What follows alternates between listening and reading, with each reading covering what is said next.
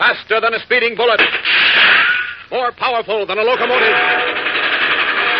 Able to leap tall buildings at a single bound. Look, up in the sky. It's a bird. It's a plane. It's Superman. Kellogg's Pep. P-E-P, Pep.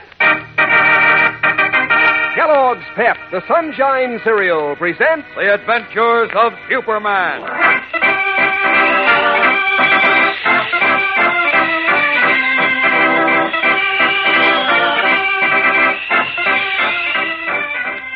Today we begin a brand new story. A story of baseball and the discovery of a menace that will lead Superman and his friends through many dangerous adventures.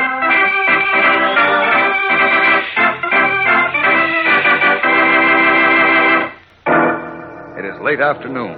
Superman, in his guise of Clark Kent, the mild-mannered reporter, is in a taxicab en route to cover an important newspaper story.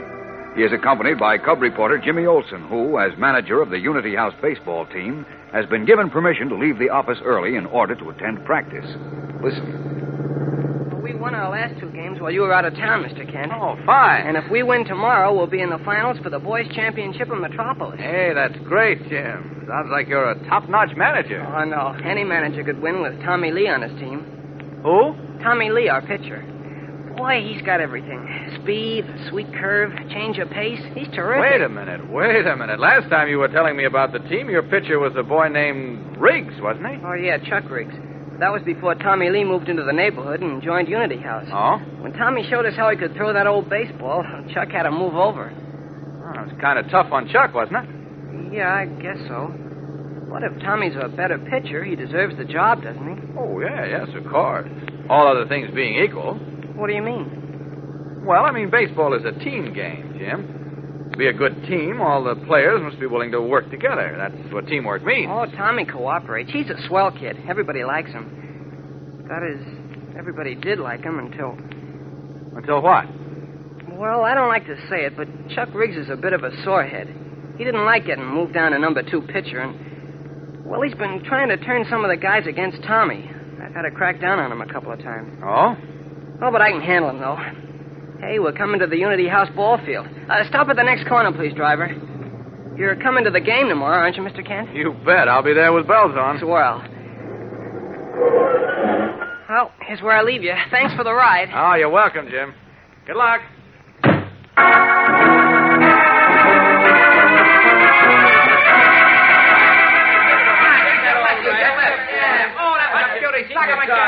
Hey, what's going on here?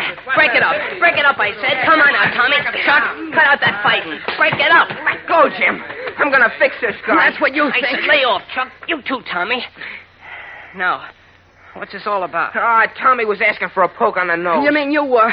You've been trying to pick a fight with me ever since I got on the team. You're a liar. Don't call me a liar. Cut it out, both of you. Muggs, Yeah, Jim? I thought you were in charge of the team when I wasn't here. Is this the way you run things? They were belting each other before I could stop them. What were they fighting about? Well, Chuck was riding Tommy all afternoon. I was You not. be quiet, Chuck. Go on, Muggs. Well, when Tommy said Chuck called him a dirty name, and they went at it. What did he call you, Tommy? What's the difference? I can take care of myself. I didn't call him nothing, that dirty... Skip it. Now, look, Chuck. You've been acting like a sorehead ever since Tommy got to be our number 1 pitcher. Now, wait a minute. I didn't start this fight. I didn't say you did, but I'm telling you this for the last time.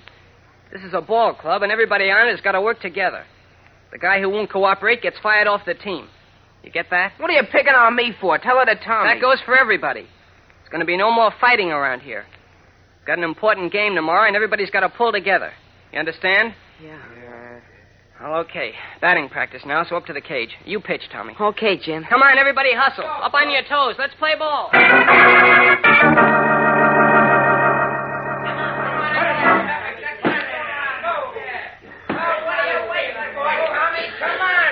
Not till you move back from the plate, Chuck. What do you mean, move back? I'm in the pitcher's box. You're leaning halfway over the plate. I might hit you with a close one. You're putting it the side of a barn. Go on, pitch. Okay, he's asking for it, Tommy boy. Lift him off. No, I might hit him, Muggs. Move back, Chuck. Go on. I'm standing right here where I'm supposed to. Why don't you admit you're just afraid I'll knock the ball over the fence and make you look bad, you yellow punk? Why, you... Hold it, Tommy. Didn't you hear me say there wasn't going to be any more fighting? Yeah. I'm sorry, Jim. But look how he's crowding the plate. I don't want to hit him. Get back, Chuck. You get hit at your own fault. Go ahead and pitch, Tommy. Okay, you're the boss, Jim. Come on, quit stalling and pitch. Yeah, come on, will ya? Boy, here she comes. Look out, Chuck. Attaboy, Tommy boy. Missed that one by a mile. I was off balance. I won't miss the next one. Go on. Let's go, Tommy boy. Nice Right here curve, now. Tommy. Look, will you please get back from the plate, Chuck? No, I won't. Catch you, yellow banana. Cut that out, Chuck. Go ahead, Tommy. Okay. Come on, let's have it. Pitch right to me, Tommy boy. Right down to the old eye. This guy can't hit a balloon. Here she comes. Look out, Chuck. Oh, gosh. I beamed him. He didn't step back. He dropped like a log. Come on. We'll return in a moment for the exciting climax of today's episode. So stand by. A few minutes ago, Chuck Riggs, deposed pitcher on the Unity House baseball team, was beaned by Tommy Lee while deliberately crowding the plate in batting practice. Jimmy Olsen, Tommy, and Muggs revived the boy with water. Now, in the locker room, Chuck is tying his street shoes as Jimmy, Tommy, and Muggs stand by. How does your head feel, Chuck? Okay, I guess. You're lucky I wasn't killed leaning halfway over the plate like a dope. I wasn't leaning over the plate. Yeah, you what, were, too. I was not. Tommy beaned me on purpose. He didn't, and you know it. Of course he knows it. He's just talking like a sawhead. Okay, you guys can stand up for that punk if you want. But wait till you see what happens. What do you mean? What's gonna happen? You'll find out. And so will he. Now, look, Chuck, it was an accident. I'm sorry. Let's shake hands. That's the way to talk, Tommy. Go on, Chuck. Shake hands with him. Me shake hands with him? Heh, nothing doing. Why, of all the sawheads for 2 cents... Wait, Muggs. Chuck, you were warned to step back, and you didn't. So what happened was your fault. Now, be a nice guy, admit it, and shake hands with Tommy. No, I won't shake hands with him. Okay, then. That makes you a bum loser and a sorehead, and you don't belong on the team. You're fired. Okay, I'm fired. But I'll get you for this, Jim Olsen. And I'll get Tommy, too. You'll see.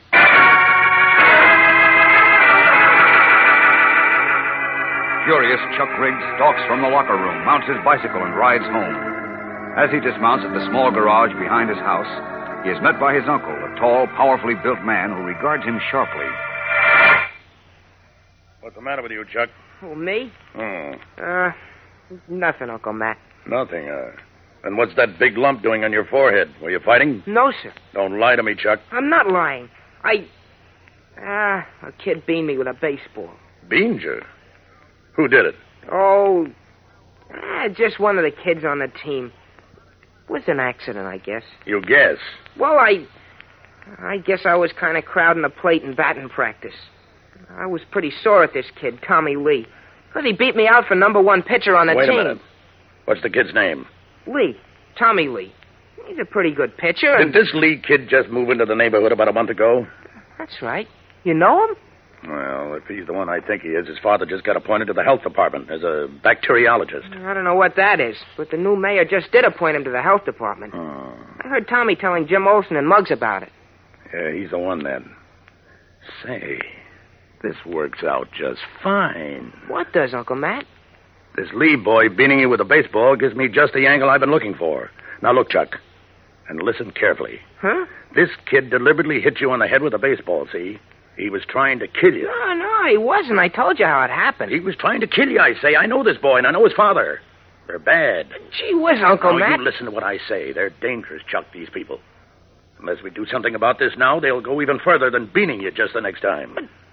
Gosh, why? Oh. Tommy already got my position on the team. He don't want Now, nothing you else. listen to me, Chuck, and remember what I have to say.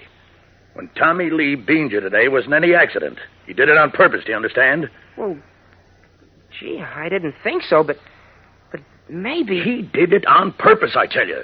He was afraid you'd win back your position on the team, so he wanted to get you out of the way. Now, you remember that. Okay, Uncle Matt. Yes, now one other thing. There's Jim Olsen you mentioned. Didn't you tell me he was the manager of the Unity House team? Uh-huh. Yeah. He made you second-string pitcher and then stood up for Tommy Lee against you. Yeah, he's been on Tommy's side ever since he came out for the team. Okay. We'll take care of him, too. Take care of him? Well, what do you mean, Uncle Matt? Don't ask questions, Chuck. Go in and eat your supper. And you and I are going someplace. Yeah? Where? To a place where no boy has ever been before. A meeting of real Americans who know how to take care of these Tommy Lees and others like them. Now, go ahead and eat your supper. And look, don't say anything to your mother, because this is going to be a secret meeting. Now, hurry. We've got important work to do tonight. Strangely uneasy, Chuck Riggs looks up at the tall, powerful figure of his uncle, whose eyes blaze with an evil fire the boy has never noticed in them before. What is the secret meeting to which Matt Riggs is taking the boy? What is behind his insistence that Tommy Lee had purposely beamed Chuck? Evil, subversive forces are set to work against Jim Olsen and Tommy Lee tomorrow. So don't miss the next episode in our thrilling new story, fellows and girls. Tune in tomorrow, same time, same station. And remember, for breakfast, it's Kellogg's Pep. For excitement, the adventures of Superman.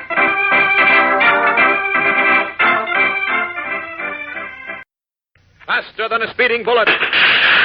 More powerful than a locomotive. Able to leap tall buildings at a single bound.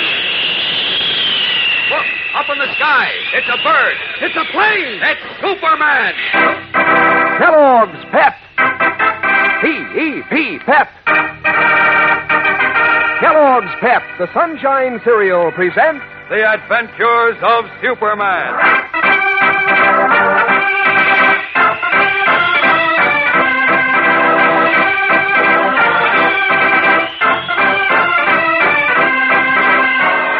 Today, the accident on the Unity House baseball field has far-reaching consequences as Chuck Riggs, under instructions from his uncle, attends a strange and secret meeting.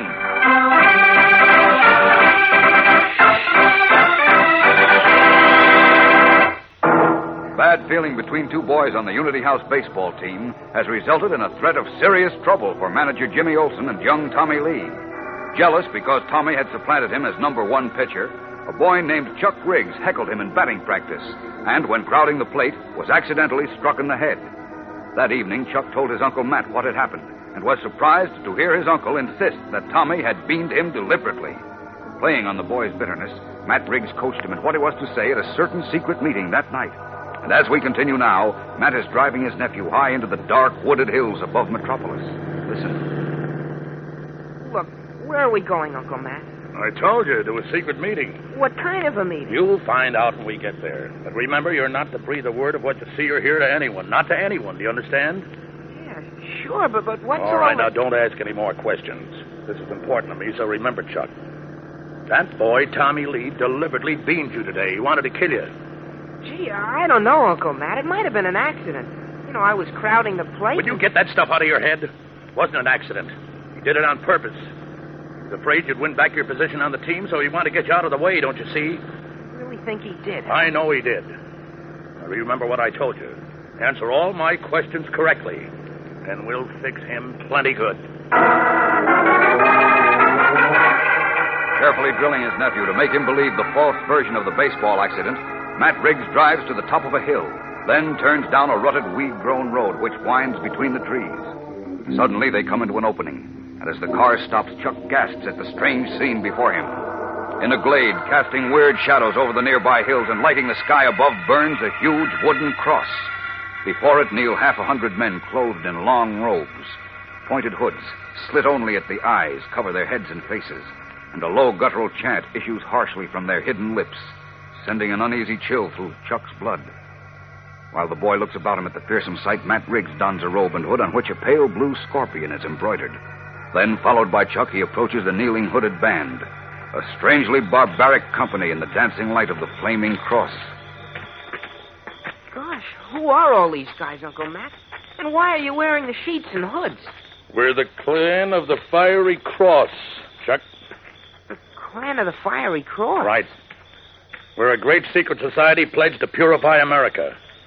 America for 100% Americans only. One race, one religion, one color. I don't get it. America's got all kinds of religions and colors.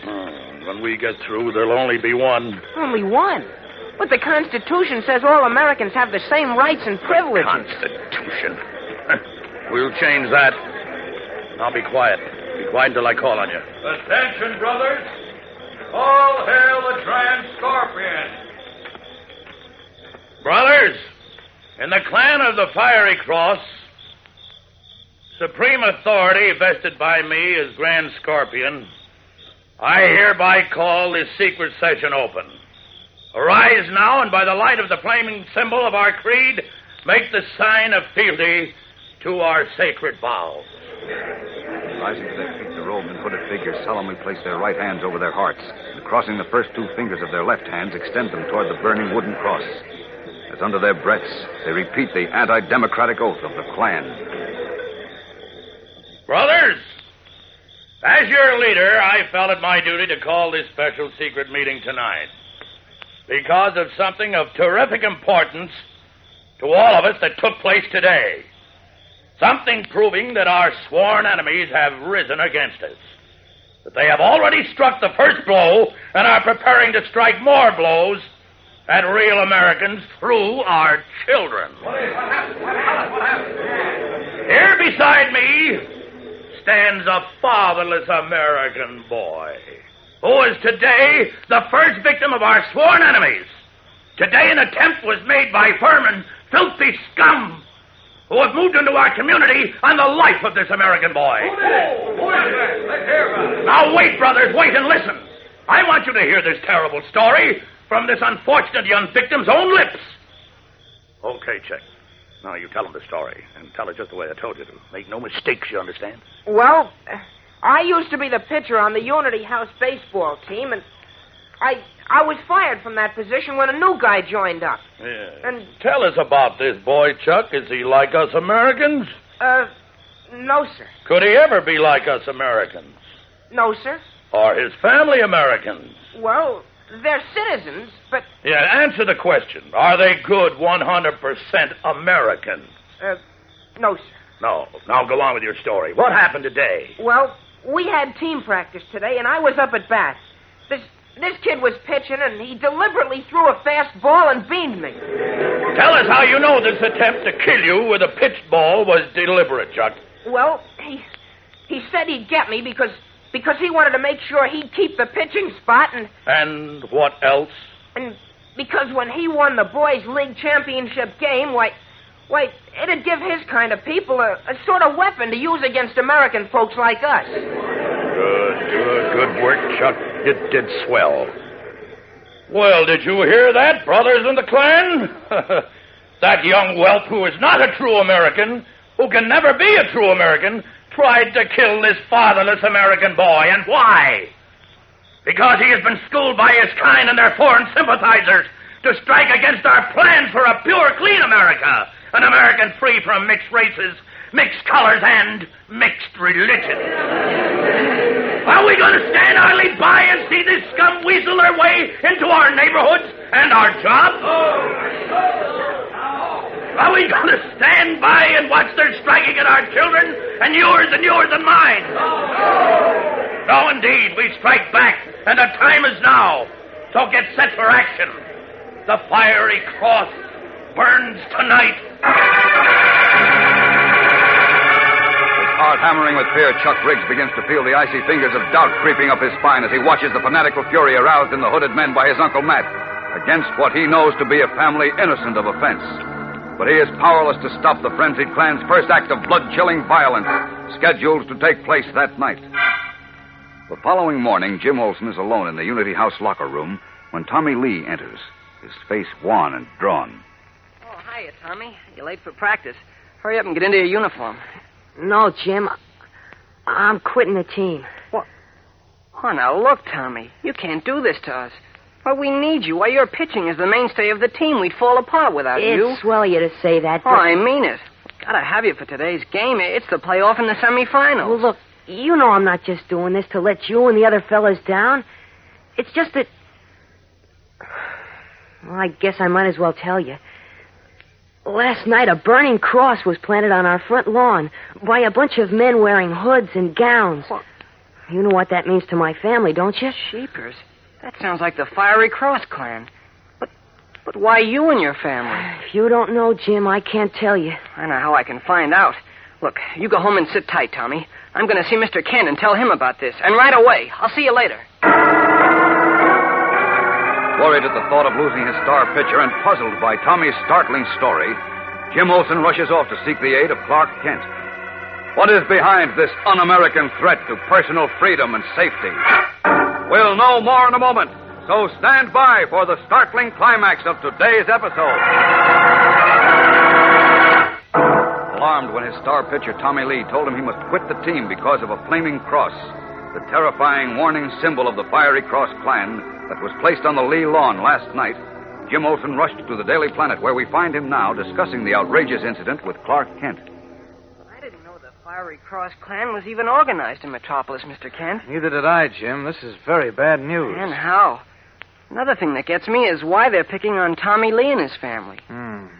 Who are the Lees, Jim? Would I know them? I don't know, but I think you'd know about Tommy's father. Huh? He's the man who was just appointed city bacteriologist.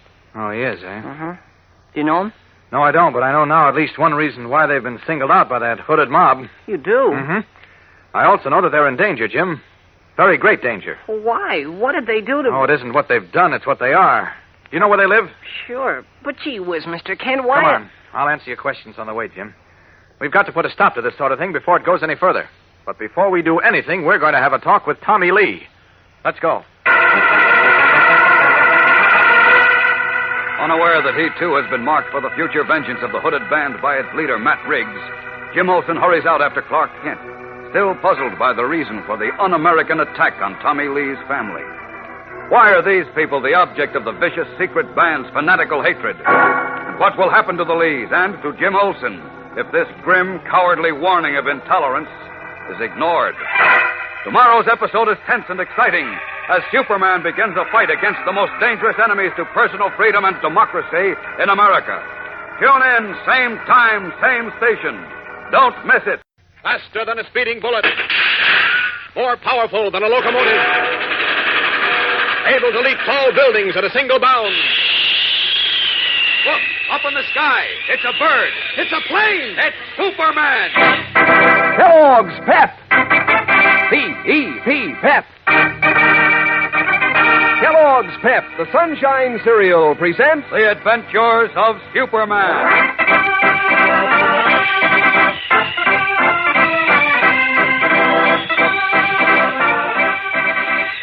Today, stunned by the threat against Tommy Lee and his family, Clark Kent and Jimmy Olsen prepare to call at his house, where the symbol of hate had burned an ominous warning.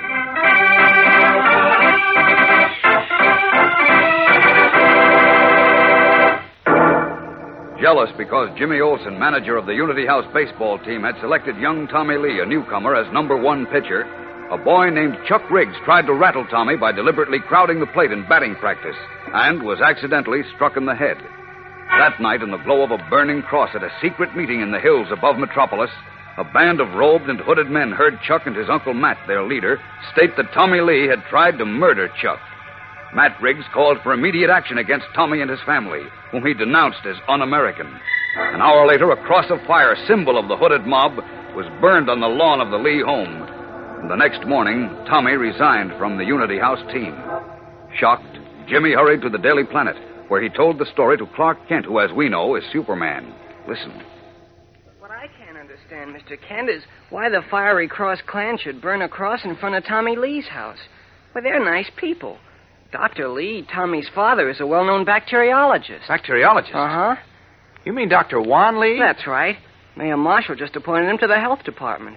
Why would they want to bother a man like that? Because the clan of the Fiery Cross is made up of intolerant bigots, Jim.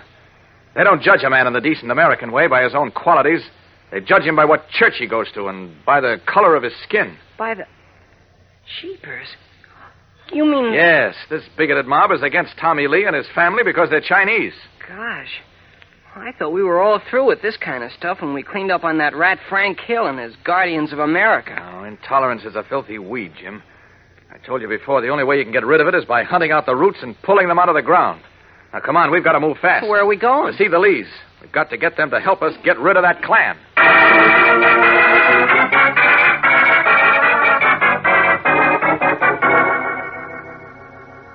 Hey, what goes on here, Tommy? Why all the packing? We're moving, Jim. Moving where? Out of town. Out of town? Holy smokes. I was afraid of something like this, Tommy. Jim forgot to introduce us. I'm Clark Kent. Oh, I'm sorry. Glad to know you, Mr. Kent. I'm glad to know you. Is your father here? Well, he went out to help Mom. Oh, here he comes. Dad, you know Jim Olsen. Oh, glad to see you again, Jim. Thanks. And this is Clark Kent. He's a reporter on the Daily Planet. Friend of Jim's. How do you do? How do you do, Doctor? Won't you sit down? We're rather torn up at the moment, but there is one comfortable chair. Tommy, bring our guests some refreshment. Oh, no, thanks. Please, don't bother. Look, Dr. Lee. Yes? I hope you won't mind my asking, but isn't this decision to move rather sudden? Yes, it is. I'll bet it's because of that burning cross on your lawn last night.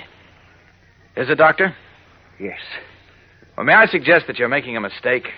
Running away isn't the answer, you know. Do you know who burned the cross on my lawn, Mr. Kent? Oh, the Fiery Cross bunch, of course, but... Well, I have seen them do their dirty work in other parts of the country. And I know that hooded mob of fanatics will stop at nothing when their hate and greed is aroused. Not even murder. Jeepers. I have a wife and a daughter younger than Tommy, Mr. Kent. Would you have me leave them exposed to danger? No, of course not. But I think you'll endanger them more by knuckling under to that hate mob. Look, Dr. Lee, they figure the more people they can frighten, the stronger they become, and the harder it is to stamp them out. That's right. And unless we do stamp them out, no place in the country will be safe for you, or for any other Americans who happen to be of a different race or color, or who practice a different religion. That's right, Dr. Lee. You've got to stand up and fight them. I would stand up and fight them, Jim, if only my own life were at stake. But I have a family. I must think of their safety. You're absolutely right, sir. But the police will protect your family. I'll see Inspector Henderson. I cannot depend on the police. These fanatical bigots are cowards who masquerade as law-abiding citizens by day. But when it becomes dark and they can't be seen, they put on their sheets and hoods and become wolves. For all I know, or the police, either my next-door neighbor, who always greets me so pleasantly, may be one of them. Yes, that's all very true, but look, Dr. I Lee... hate to leave Metropolis, Dad.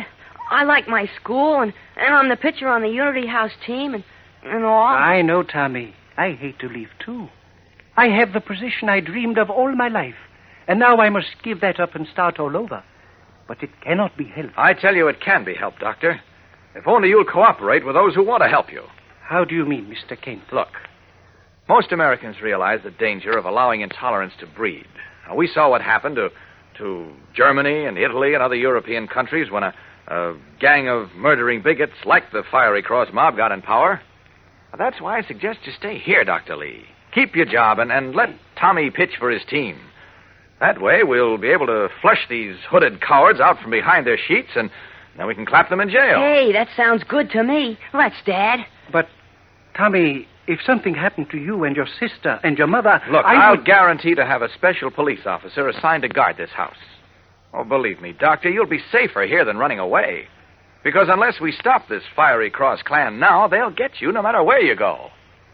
Perhaps you're right, Mr. Kent. Well, you mean you'll stay then, Dr. Lee? Will you, Dad? Yes, Tommy. We will stay. Fine. Oh, boy, that's swell. And how? Get set to pitch for us this afternoon, Tommy. Come on, it's after 12 and the game starts at 2:30. I'm all ready, Jim. Are you coming, Mr. Kent? Oh, I'll be along later. I want to call Inspector Henderson first. How about you, Dad? Are you coming to the game? Yes, son. I will be there. Oh, swell. Come on, Tommy. Okay.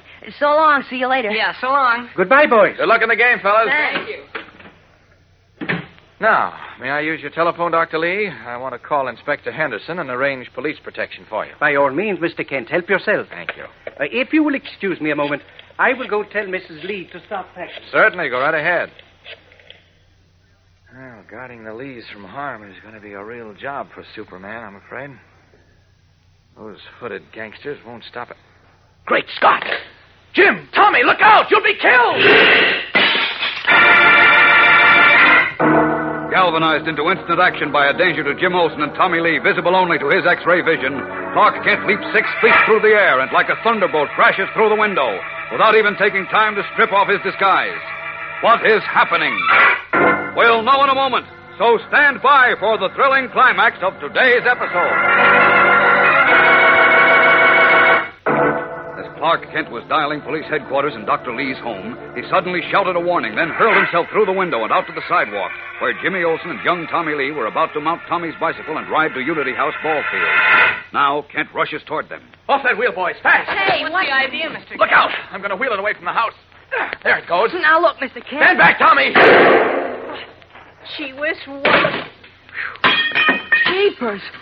Look at that. Why, The bike exploded. Good heavens, what happened, Tommy? There was a small bomb under the seat of Tommy's bicycle, Dr. Lee. Bomb? Yes, it was set so that if the boys had ridden off the curb to the street as they were starting to, that bomb would have gone off. Holy Leaping mackerel. But who put it there? Your guess is as good as mine, Doctor. But my hunch says that our friends in the robes and hoods wanted to make sure you'd understand their warning to get out. Yeah. Also, make sure Tommy couldn't pitch today's game. Why, this is an outrage. They might have killed Tommy and Jim. Now I'm determined not to leave Metropolis until every cowardly member of that gang of hooded murderers is behind bars. That's the way to talk, Doctor. A fighting attitude is the best antidote for a poison like the Clan of the Fiery Cross. Wow. Do you realize what almost happened to us, Jim? Yeah. Boy, was that a narrow escape. Well, listen, Mr. Kent. Well, you were in the house. How could you see the bomb under the seat of the bike? Say, that's right. How could you, Mr. Kent? You've got an important game this afternoon, haven't you, Jim? Sure, but first I'd like skip to it know... for now. Look, here, take this money. Now, I'm buying you fellas a taxi ride to the field. Now, come on, you two, get going. I expect you to win. We'll win, all right. We gotta win now. Come on, Jim. Hailing a taxicab, Jimmy Olsen and Tommy Lee ride to the Unity House baseball field, believing themselves safe. But within 5 minutes after they arrive, a man steps into a phone booth in a drugstore, carefully closes the door, and dials a number. A moment later, he is answered by Jack Barton, an officer in the Clan of the Fiery Cross. Hello? Jack, this is Will. Something went wrong. What do you mean? Tommy Lee just arrived at the field. What? Yeah, and Jim Olsen was with him. Bill must have bungled the job. You stupid fool. Matt Briggs will hit the ceiling. And how? What do we do now? Where are you? In a drugstore across from the field. Call George and Charlie and tell them to get right over. I'll call Matt and tell him to meet us there in 5 minutes. We can't let that Lee kid pitch today. As the cowardly undercover forces of the Clan of the Fiery Cross move once more swiftly into action against Tommy Lee, his family, and Jim Olsen, the boys, all unaware of the danger that threatens them, prepare to play off their semifinals championship game. What will happen? What new action is planned by the hooded menace to freedom and democracy in America? Superman has undertaken a job that will tax even his extraordinary powers to the utmost, as we will see in tomorrow's thrill-packed episode. So don't miss it. Tune in again tomorrow. Same time, same station. Faster than a speeding bullet. More powerful than a locomotive. Able to leap tall buildings at a single bound. Look, up in the sky. It's a bird. It's a plane. It's Superman. Kellogg's Pep. P-E-P, Pep. Kellogg's Pep, the Sunshine Cereal, presents The Adventures of Superman.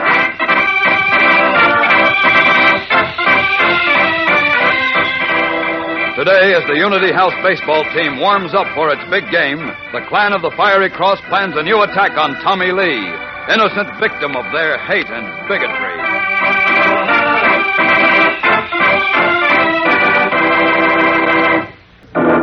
A young Chinese boy named Tommy Lee, star pitcher on the Unity House baseball team, has been threatened by a group of intolerant bigots who call themselves the Clan of the Fiery Cross. And because Jimmy Olsen, who was acting as manager of the team, defended Tommy, he too is marked for danger. Following the burning of a cross on Tommy's lawn and a cowardly attack on Jimmy and Tommy, which was foiled by Superman, the two boys went to Unity House Field, where their team is to play an important game. As we continue now, 20 minutes before game time, an ominous scene is taking place behind the locker room, out of sight of the field. Matt Riggs, Grand Scorpion of the Clan of the Fiery Cross, has been joined by Will Jennings, another hooded mobster. Jennings has a tough-looking boy from the opposing team in tow. Listen. Sure this boy's okay, Will? Yeah, he's Pete Miller's kid. His name is Art. Forget that. Just call me Stuffy. Yeah, so you're Pete Miller's boy, huh? Well, that's fine. Your father's a very good friend of mine. Yeah, I know. Say, tell me, how do you feel about this Chinese boy you're playing against today? You mean Tommy Lee? Yeah, didn't you put up a fight about your team playing with him? Sure I did. I raised heck. I tried to get the guys to say they wouldn't play Unity House unless they took that chink off the team. Oh, good boy. But you know what our coach, the playground director, said? No. What did he say? He said Tommy Lee was an American, the same as the rest of us. And anybody who what do you call it? Discriminated against him was a bad American. Oh, he did, eh? What'd you say to that? Nothing. I had to shut up. Now I'll show everybody what a punk this Tommy Lee is. Wait till I bat against him. Sure, son, sure. But look, what do you really think about this boy's pitching? Well, I guess he's pretty good, all right. He shut out South Park last week with only one hit. Well, it looks rather bad for your team, don't you think? You know, it'll make him look good and our kind of people look bad. You wouldn't like that, would you? What are you building? Maybe he won't beat us today. Well, the chances are he will, unless... Yeah? Unless what? Unless you keep him out of the game. Me? How can I? I told you I tried to. Well, now, let's see. Suppose Tommy was hit in the head or in the arm by your bat. Oh, wait a minute. I can't do that. I'll get pinched. Maybe worse. I can't... Oh, wait, you little fool. I don't mean for you to walk up to him and brain him. I was talking about an accident. An accident? Of course. You know, you can make it look accidental, so nothing can be pinned on you. Now, I remember when I used to play ball, I swung so hard with my bat, it flew out of my hands. See what I mean? Yeah, I get you. Okay, leave it to me. I'll take care of that guy. But good.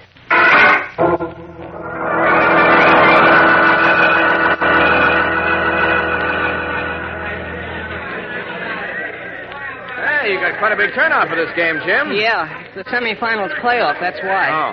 Now all we have to do is win. How'd the team look in practice? Well, pretty sharp, Mr. Kent. How about Tommy Lee? Is he in good form? Oh, yes, sir. He's got all his stuff today. Good. Take a look. He's over there next to the batting cage, warming up with mugs. Oh, yeah. Gee, what a sweet curve that boy throws. Oh, you said it. Tommy's the best pitcher in the boys' league. And he's got to face the best hitter in the league today. Oh, really? Who's that? Stuffy Miller, Central Playground's first baseman. Which one's he, Jim? Well, he hasn't come in yet. Oh, there he comes now. The Husky kid going to the batting cage. See him? Oh, yeah. Say, he looks like a tough baby. Yeah, he is. And boy, can he powder that old apple. Can, huh? I told Tommy to be sure not to give him anything good to hit at. Hey, look, he's set to hit one now. Hey. Wow, he missed it by a mile. Look at Mr. Kent. He swung so hard he fell down. Takes a wicked cut, all right. You better tell Tommy to move farther away. Tommy? Uh-huh. What for? Now, this stuffy lad jumps in to meet the pitch, and when he swings, he's out in front of the cage. If his bat gets away from him, Tommy will be right in line for it. Oh, there's not much chance of that. Well, just the same, it's dangerous. Watch now, here comes the pitch. See how Stuffy jumps forward to meet it? He's out of the cage. Oh, his bat's flying out of his hand. He's going straight. Look out, Tommy! Time to change clothes now. As Stuffy's heavy bat flies at Tommy Lee, whose back is turned to the batting cage, Clark Kent goes into action. There is only a dark blur through the air as he streaks across the diamond with the speed of light, snatches the whirling bat as it is about to strike Tommy Lee's head, and carries it out of sight beyond the field. 2 minutes later, adjusting his hat and glasses, he emerges from the crowd around the diamond and rejoins the astonished Jimmy Olsen. Mr. Kent, what? Relax, Jim. Tommy wasn't hit. I know he wasn't, but you, what? What about me? Well, what happened to you? What do you mean? Well, you were right here beside me just a minute ago. And well? Then when the bat flew out of Stuffy's hands, you disappeared. I disappeared? Yeah. There was a kind of a blur through the air, and you just vanished. Umpire call play ball. You better forget everything else now, Jim, and get working on your team. I want to see you win this game. Well, you just watch it. See you later. Okay.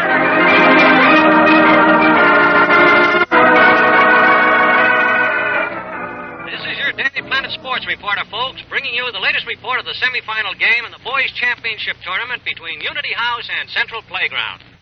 At the end of the 6th inning, the score is Unity House 2, Central Playground nothing. So far, it's a shutout for Central, with Tommy Lee, Unity House hurler, pitching a perfect no-hit, no-run game.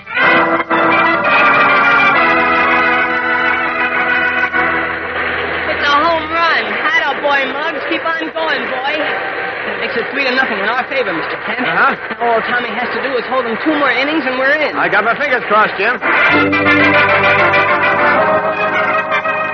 is your Daily Planet Sports reporter again, who'll tell you that at the end of the 8th inning in the semifinal game between Unity House and Central Playground, the score is Unity House 3, Central Playground 1.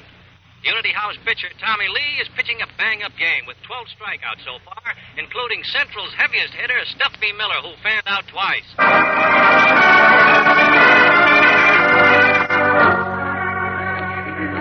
Well, it's too bad they had to get another hit, Jim. It cuts down your margin. Yeah, but it's still 3-2 in our favor. favor, Mr. Kent. If Tommy can just get by Stuffy Miller again, we win. Well, he's doing a beautiful job on that mound. Yeah, but if Stuffy gets hold of one, he'll hit it over that fence sure as shooting. Then it's so long ball game for us. Well, here's hoping Tommy can whip him again. Uh-oh. Another ball. Yeah. Makes it 3-2. Here comes the payoff pitch. Nice work, Tommy! Good boy! We're in the finals. Attaboy, Tommy!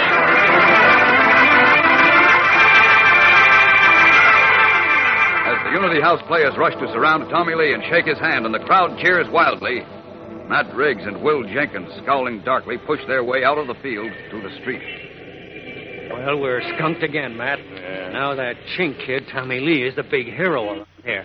All the papers will probably print his picture with a story about how terrific he is. Don't you worry. We're going to give them something else to put in their dirty paper about that leak tomorrow.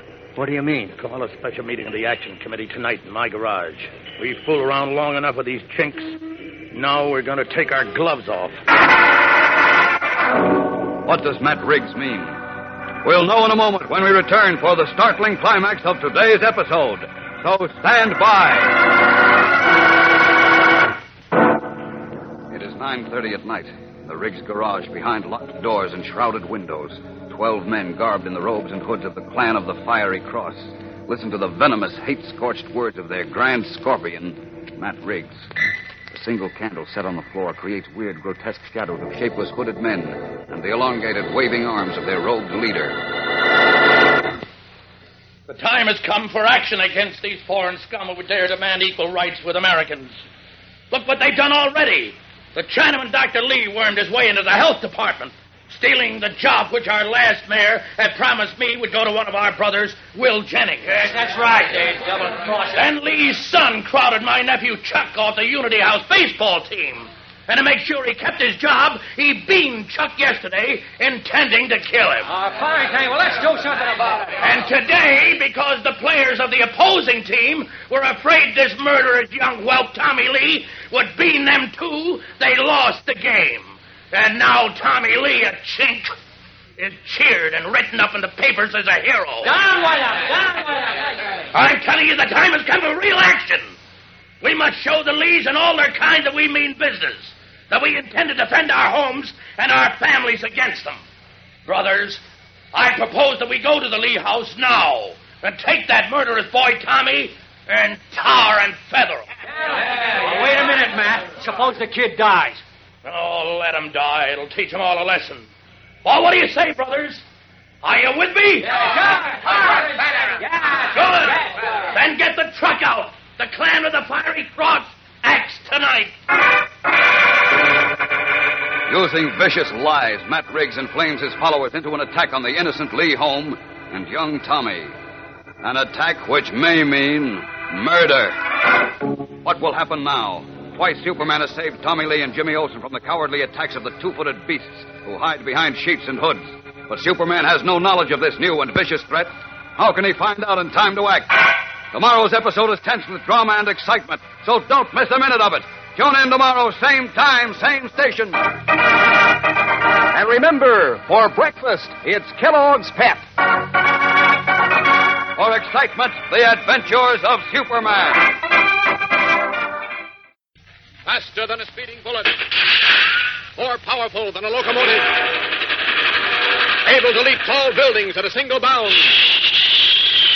Look, up in the sky. It's a bird. It's a plane. It's Superman. Kellogg's Pep. P-E-P, Pep. Kellogg's Pep, the Sunshine Cereal, presents The Adventures of Superman.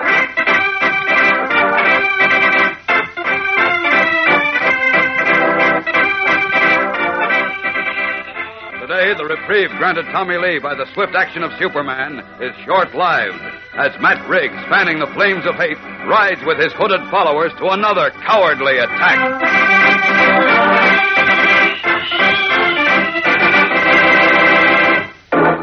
When Jimmy Olsen, as manager of the Unity House baseball team, selected a Chinese boy named Tommy Lee for his number one pitcher, he incurred the wrath of a band of intolerant bigots calling themselves the Clan of the Fiery Cross. The former pitcher, a boy named Chuck, was the nephew of Matt Riggs, Grand Scorpion of the clan, whose un-American credo is one race, one religion, one color. Seeing an opportunity to extend his campaign of intolerance, Riggs harangued his followers into a fury against the innocent Chinese family by persuading his jealous nephew to say that Tommy Lee had tried to kill him. Following 2 cowardly attacks on Tommy, which were foiled by Superman, Riggs decided to tar and feather the boy. As we continue now, 12 of the robed and hooded bigots are climbing into a canvas-covered truck in the yard behind Matt Riggs' house, just as Chuck rides his bicycle into the driveway. Not wanting to be seen, the boy wheels quickly under a tree, remaining undetected in the darkness. Listen. We'll kill those rotten chinks and all others like them, won't we, brothers? Yeah. Everybody set? Yeah, let's get the lead kid. Okay, then here we go.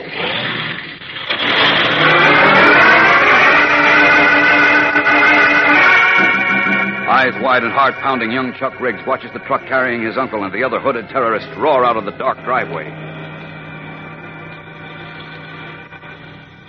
Jeepers. They said something about getting Tommy Lee. I'd better follow him.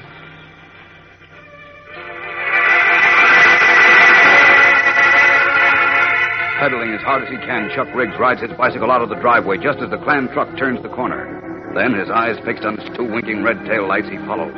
Another turn, jouncing over the railroad tracks, and the truck comes to a stop, brakes squealing before a small, modest bungalow.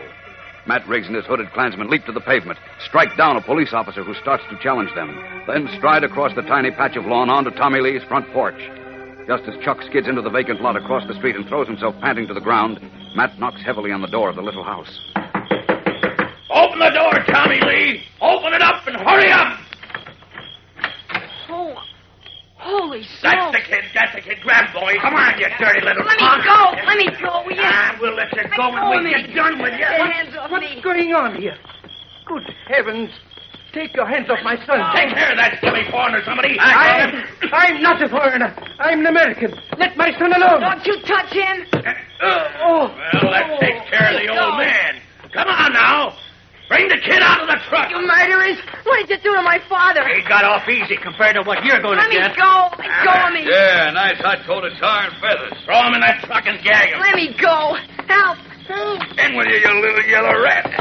Okay, Pat. Okay, drive to the fence and step on it.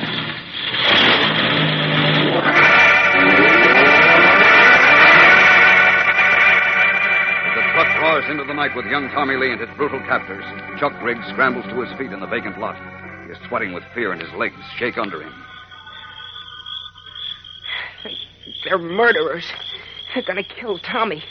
I can't let them do that. I gotta do something. The police. No, I'll get arrested. It was my fault because I told lies about Tommy. What'll I do? I got it. I'll call Jim Olsen. He'll know what... No, he'll recognize my voice. But I gotta do something. I gotta. Oh, wait. I know. Yeah, this'll do it. I gotta get to a telephone, but fast. Leaping on his bicycle, Chuck rides furiously toward a lighted drugstore in the distance. A few minutes later, a sleepy night telegraph operator in the deserted Daily Planet City room yawns and reaches for the ringing telephone at his side.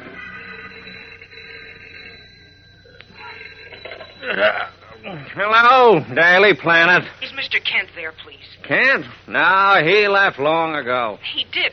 Well, gosh, I gotta talk to him. Do you know where he went? I wouldn't know, Bud. Call up in the morning. Bye. Wait. I gotta talk to him, I tell you. I've gotta. Haven't you any idea where he is? How would I know where Kent is? I'm only the night wire man. Call up tomorrow. I can't wait till tomorrow. It's a matter of life or death. Look, could you tell me what his home number is? Hold on, Bud. I guess it's in the book here. Oh, gee, thanks. Let's see. Here it is. Metropolis 4320. Metropolis 4320. Metropolis 4320. Thanks, mister. Goodbye.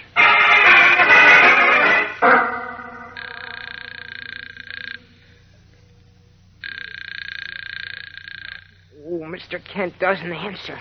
Oh, jeepers, what'll I do? I just gotta talk to him. I've gotta tell him about Tommy before it's too late. Come on, Mr. Kent, answer your phone. Please answer.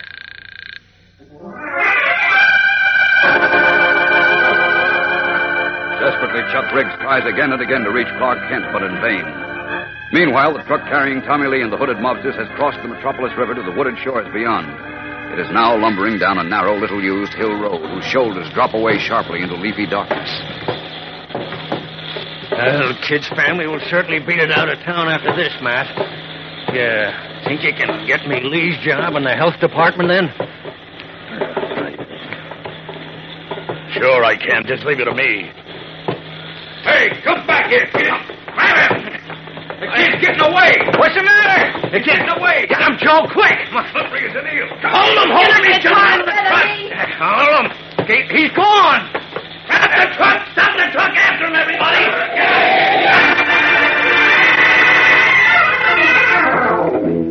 As the robed and hooded men stretch out in a long line and work their way slowly downhill through the thin woods, their victim, Tommy Lee, crouches behind a fallen log at the edge of the swift-running river. His forehead is beaded with sweat, and he hugs his throbbing right arm, broken in the leap from the truck. Blocking his teeth to prevent his crying out in pain, his heart hammers wildly as he hears his relentless pursuers draw closer and closer. They're coming closer and closer. What'll I do? What'll I do? See him yet, Will? Not yet. I'm going to watch sharp and come to the river. He must be around here someplace. Gosh, they're all around. They'll find me, sure. They'll kill me. Keep your eyes peeled, Joe. We're to get them out punk any minute now. Look, there's the river. He must be right in here somewhere. I'll give him an extra coat of tar for this. Creepers, here they come. They'll find me now, sure. Well, they didn't have this broken arm. I could try to swim. I've got to go in the river anyhow. It's my only chance. Well, I guess this is curtains. But here goes. Will, what was that? What? Did you hear that big splash? Come on. Look, there he is. Where? In the river, don't you see? The current's taking him around the bend. Holy, come on, we gotta get him out. No, wait, let him alone. He won't last 5 minutes in those rapids. I know it, but we... The river's done our job, Will. Now we gotta get out of here fast. Okay, boys, everybody back the truck. Pausing only a moment to watch the swift current seize the painfully injured Tommy Lee and sweep him into the torrent of deep rushing water pouring around the bend, the robed and hooded clan, their murderous work done, turn and hurry up back through the woods to their truck. Meanwhile, several miles away in Metropolis, Chuck Riggs, suffering the pangs of conscience, is still in the drugstore telephone booth calling Clark Kent's telephone number over and over again. Keep ringing, operator. I've got to get Mr. Kent. I've got to. Or maybe I'll be a murderer. How near is Chuck to the truth? We'll know more in a moment when we return for the dramatic climax of today's episode. So stand by. Aware now that his own jealousy and lies had brought about the tragic attack on young Tommy Lee by the clan of the Fiery Cross, Chuck Riggs has been for some time attempting to reach Clark Kent by phone from a drugstore. Suddenly, the door of the booth is thrust open. Look, Sonny, you expect to stay in this phone booth all night? Huh? Oh, no. As soon as I get this call, I'll be out. You've been in there half an hour. Get out now and give me a chance. I can't, mister. This call is awful important. So is mine. I can't wait around all night while you talk to your girl. I'm not calling a girl. You see, it's... Come on now. Get out and let me make my call. I have the manager of the store throw you out. But jeepers. Besides, you ought to be in bed at this hour. Now, get out. Oh, gosh. Well... Oh, all right. Forced to leave the phone booth, Chuck Riggs hangs up at the very moment that Clark Kent, returning to his apartment, hears the phone ringing, opens the door quickly, and rushes across the room. Hello? Hello? Hello? Hello? Hello? Nobody on the line. I wonder who wanted me. No. I hope it wasn't anything important. Drowning Clark Kent, whom we know to be Superman, the one person who might still be able to save Tommy Lee, replaces the telephone, unaware that by a grim stroke of fate, by the merest fraction of a second, Tommy's doom may have been sealed. What will happen now as the vicious clan of the Fiery Cross, the cowardly men who murder at night hidden behind their sheets and hoods, succeeded in doing away with an innocent boy whose only crime in the eyes of his attackers is that his skin is a different color from theirs? No. We're sure Superman can still find out in time to save Tommy and defeat the men of hate. But how? Monday tells the story, so be sure to be with us then. Tune in Monday, same time, same station. Don't miss a single minute of the next thrilling episode in this expose of fanatical and un-American bigotry. Faster than a speeding bullet. More powerful than a locomotive. Able to leap tall buildings at a single bound. Look, up in the sky. It's a bird. It's a plane. It's Superman. Kellogg's Pep. P-E-P, Pep.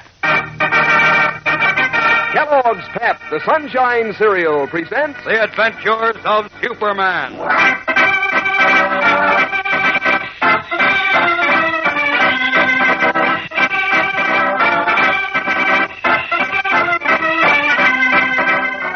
Today, the fate of Tommy Lee rests, strangely enough, in the hands of Chuck Riggs, whose desperate attempt to reach Clark Kent has thus far ended in failure. Jealous because Jimmy Olsen, manager of the Unity House baseball team, had replaced him in the pitcher's slot with a Chinese boy named Tommy Lee, young Chuck Riggs went with his uncle to a meeting of the Clan of the Fiery Cross, whose un-American credo is one race, one religion, one color. Coached by his Uncle Matt, leader of the hooded mob, Chuck said that Tommy had tried to kill him. Incensed and seeing an opportunity to start a wave of terror, the Klansmen snatched up the Chinese boy and carried him away to tar and feather him. The boy managed to leap from their speeding truck, but broke his arm in the fall. And as he hid in a patch of woods, the cowardly horde in robes and hoods closed in on him. Terrified and in pain, Tommy threw himself into the river and was swept by the swift current toward a seething rapids. Meanwhile, tortured by his conscience, Chuck Riggs has been unsuccessfully attempting to contact Clark Kent by telephone. Kent entered his apartment just as Chuck, forced out of a phone booth, hung up. But as we continue now, Kent's phone is ringing again. Listen. Hello? Hello, is this Mr. Kent? Yes, who's calling? I can't tell you, but listen, Mr. Kent. A friend said you've gotten lots of guys out of trouble. What? Maybe you can help Tommy Lee. Tommy Lee? What happened to him? The Clan of the Fiery Cross got. What? Yeah, they're going to tar and feather him. Wait, Scott, when was this? Where? Tonight, just a little while ago. They grabbed him and took him away in a truck. Oh, gosh, you got to do something. You just... All right, wait a minute. Where did they take him? Do you know? They said something about going to the Bend. Jeepers, The Mr. Bend? Kent. The river Bend? I don't know. I just heard him say the Bend. Listen, somebody better do something. I'll do everything I can. Goodbye. Off with these clothes. After those rotten hate-mongers. That's Superman. Now, if only I'm not too late to stop them. Stripping off his business suit, Clark Kent stands revealed in the blue costume and red cape of Superman. Swiftly, he steps to the window and opens it. Out. Up. And away!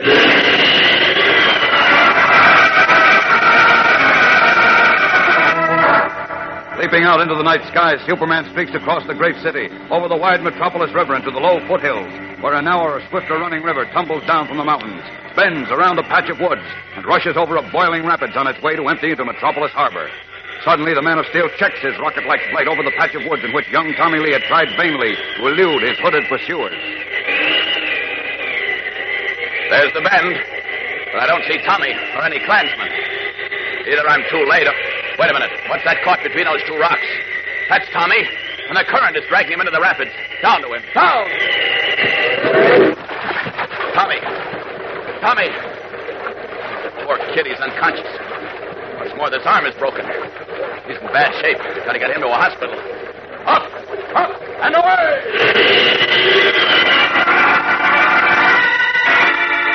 Leaping up from the seething rapids with the limp, battered body of Tommy Lee in his arms, Superman streaks back to Metropolis and deposits the boy at the General Hospital. A short time later, once more in his guise and garb of Clark Kent, he speaks to a hospital physician. How is Tommy Lee, Doctor? He's suffering from shock and exposure, and he has a broken arm, but he'll pull through. Oh, that's fine. May I see him? Not tonight, Mr. Kent. The boy needs rest and quiet. We've given him a sedative to make him sleep. I see. By the way, Tommy kept asking for his father when he regained consciousness. Yes, well... He seemed very much concerned about him.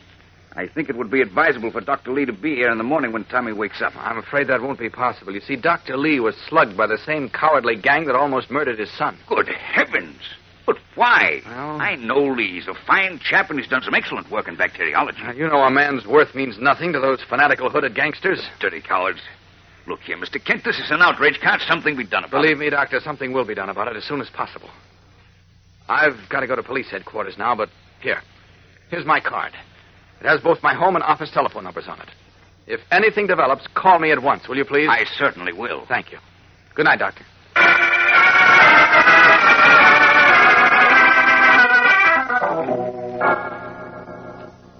Now, what about it, Kent?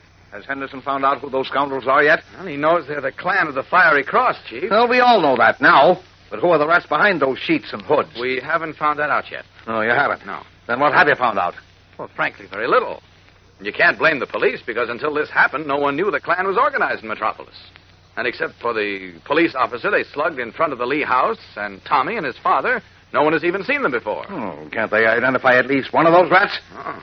All the officer and Tommy and Dr. Lee saw was a gang of hooded men. No, not men. Cowardly hyenas. Well. Real men don't hide behind sheets and gang up on someone just because he goes to a different church or because his skin happens to be a different color.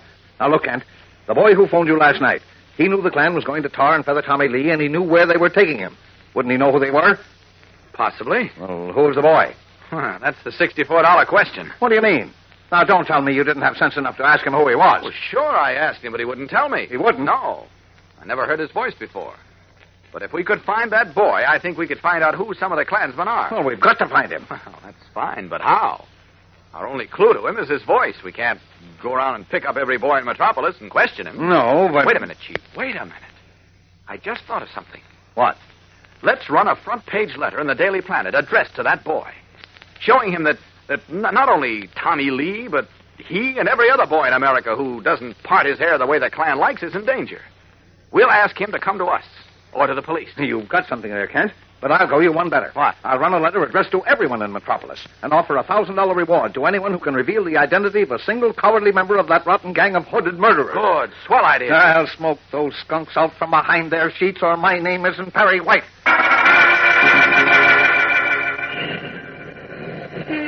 Extra. Daily Planet wages war on clan of Fiery Cross. Offers big rewards. Read all about it.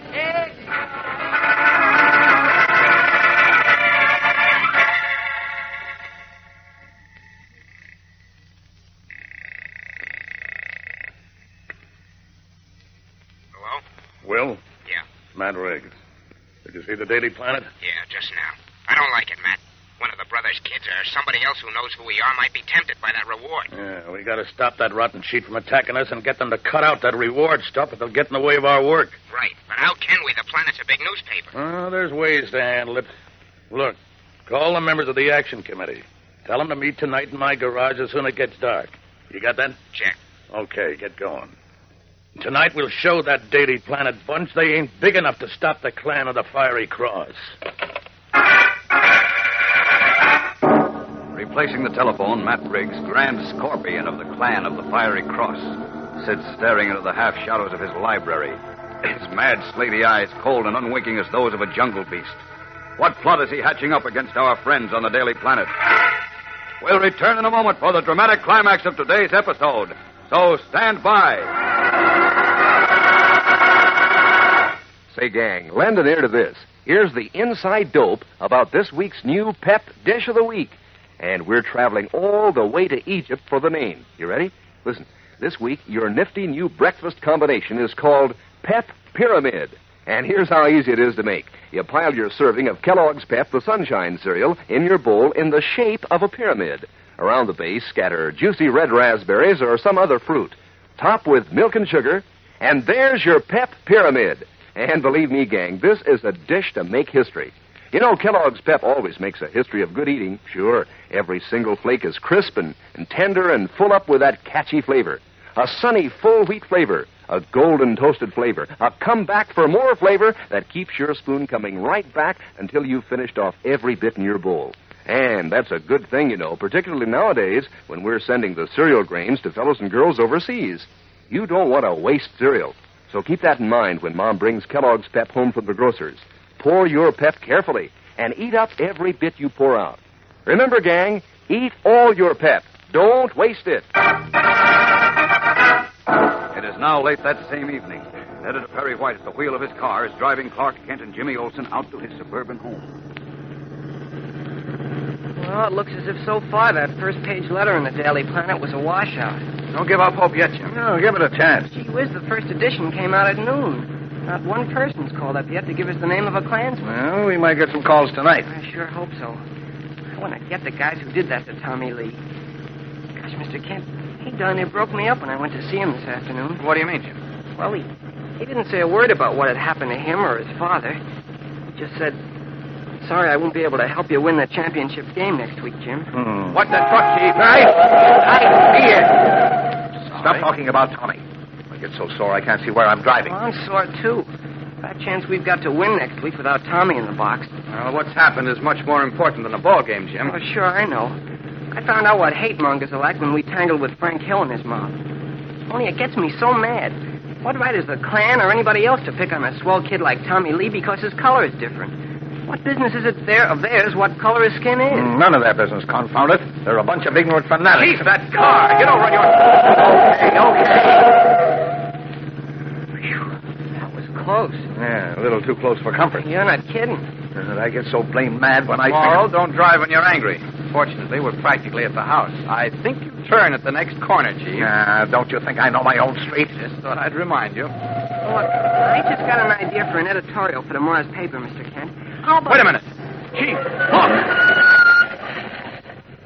Well, what's the matter? Up ahead, on your lawn. Gee whiz. Good Godfrey. A flaming cross.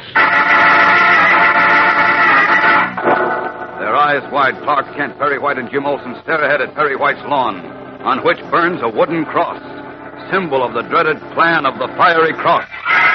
The cowardly men of hate and bigotry who stalk at night, anonymous in their robes and hoods, have dared to warn Editor White that he is next on their list. What will happen now? A great deal happens tomorrow, fellows and girls, so be sure to be with us.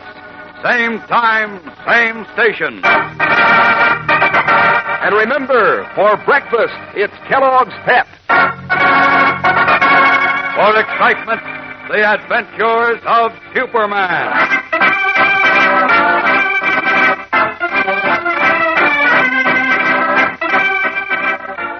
Superman is a copyrighted feature appearing in Superman DC comic magazines and is brought to you Monday through Friday at the same time by Kellogg's Pep, the Sunshine Cereal.